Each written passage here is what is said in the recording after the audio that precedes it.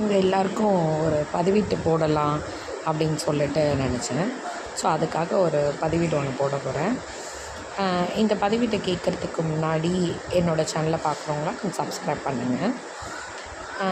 என்ன பதிவீடு அப்படின்னா, ஒரு வீடியோ ஒன்று பார்த்தேன் நான். அதாவது பர்வீன் சுல்தானோட அவங்களோட ஸ்பீச் ஒன்று பார்த்தேன். அந்த ஸ்பீச்சில் அவங்க சொன்னாங்க, அவங்க கதையை தான் சொன்னாங்க, பட் அதை நான் வேறு விஷயமாக உங்களுக்கு சொல்கிறேன். அவங்க என்ன சொன்னாங்கன்னா, ஒரு மரம் நல்லா வளர்ந்துருச்சு, அந்த மரத்தில் பழமும் வந்துருச்சு. அந்த பழம் பழுத்தோடனே கீழே விழுது. ஓகேங்களா? கீழே விழுந்தோடனே அந்த மரம் அந்த பழத்துக்கிட்ட என்ன சொல்லியிருக்கோன்னு சொல்லுங்கள் பார்ப்போம். யாராவது ஒரு ஆள் கெஸ் பண்ணுங்களேன். இப்படி தான் பர்வீன் சுல்தான் மேமும் கேட்டாங்க. பட் ஆனால் அவங்களே ஆன்சர் சொல்லிட்டாங்க. நானும் இப்போ உங்களுக்கு சொல்லிடுறேன். அந்த மரம் அந்த பழத்துக்கிட்ட என்ன சொல்லியிருக்கோம் அப்படின்னா, மறுபடியும் முளைத்து வா அப்படின்னு சொல்லி அந்த மரம் அந்த பழத்துக்கிட்ட சொல்லிச்சான். ஓகேங்களா? இது நார்மலாக மேம் சொன்னது. பட் இதை இந்த மாதிரி ஒரு கோணத்துலேயும் நீங்கள் பாருங்கள் அப்படின்றது தான் இந்த பதிவீடு. என்ன கோணத்தில் பார்க்கணும் அப்படின்னா, அதாவது அந்த மரத்துக்கு எவ்வளோ கர்வம் இருந்தால் அந்த பழத்தை பார்த்து நீ மறுபடியும் முளைச்சுவான்னு சொல்லியிருக்கோம். சொல்லுங்களேன் பார்ப்போம். அந்த பழம் இப்போ நான் அந்த பழமாக இருந்திருந்தேன்னா நான் என்ன திரும்ப நினச்சிருப்பேன், என்னை பார்த்து நீ இவ்வளோ ஏளனமாக சொல்கிற, உன்கிட்ட இருந்து என்னை நீ கீழே தள்ளி விட்டுட்ட, நான் கீழே விழுந்துட்டேன், கீழே விழுந்த என்னை பார்த்து மறுபடியும் முளைச்சு வா, நம்ம கீழே விழுந்தால் மறுபடியும் ஏஞ்சி வா அப்படின்னு சொல்லுவோம் இல்லையா?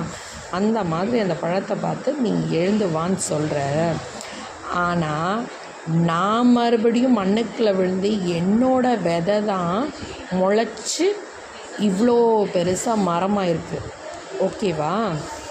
ஸோ இந்த என்னால் முளைச்ச நீ என்னை பார்த்து இவ்வளோ கர்வமாக பேசுகிறியே அப்படின்னு நானும் அதுதான் நினைப்பேன். அந்த பழம் நினச்சதான் தெரியல.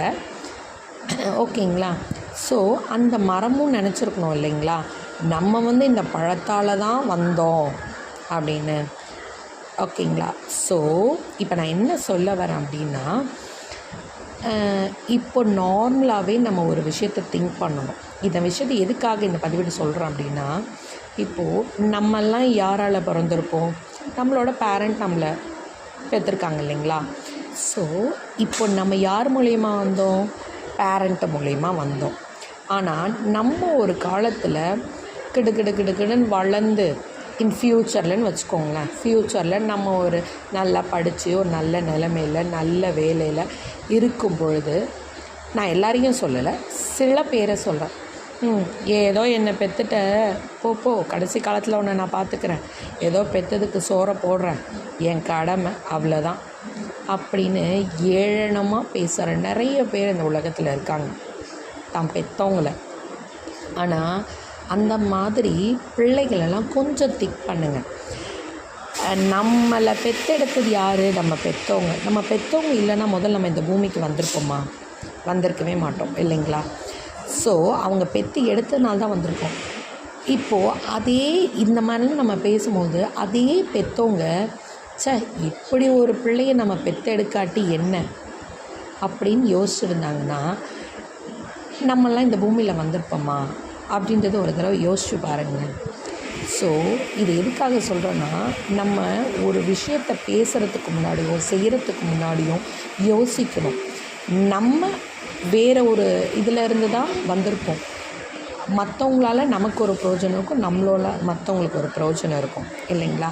ஸோ அதை புரிஞ்சுக்கிட்டு யாரோட மனசும் கஷ்டப்படாத அளவுக்கு பேசணும். நம்ம எதுக்காக இந்த உலகத்துக்கு வந்திருக்கோம் அப்படின்றத நாமளே ரியலைஸ் பண்ணி அதுக்கு என்ன பண்ணணும், நம்மளை இந்த உலகத்துக்கு கொண்டு வந்த பெற்றோர்களுக்கு நம்ம என்ன செய்யணும் அப்படின்றத யோசிக்கணும்.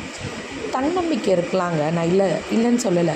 என்னால் உங்களை பார்க்க முடியும்ப்பா, என்னை நீங்கள் பெற்று எடுத்திருக்கீங்க, என்னை வளர்த்துருக்கீங்க, என்னை படிக்க வச்சுருக்கீங்க, எனக்கு ஒரு வேலை வாங்கி கொடுத்துருக்கீங்க, நான் இன்றைக்கி படித்து நல்ல நிலமையில் இருக்கேன்ப்பா, நான் உங்களை பார்த்துக்க என்னால் முடியும்ப்பா அப்படின்றத நம்பிக்கை.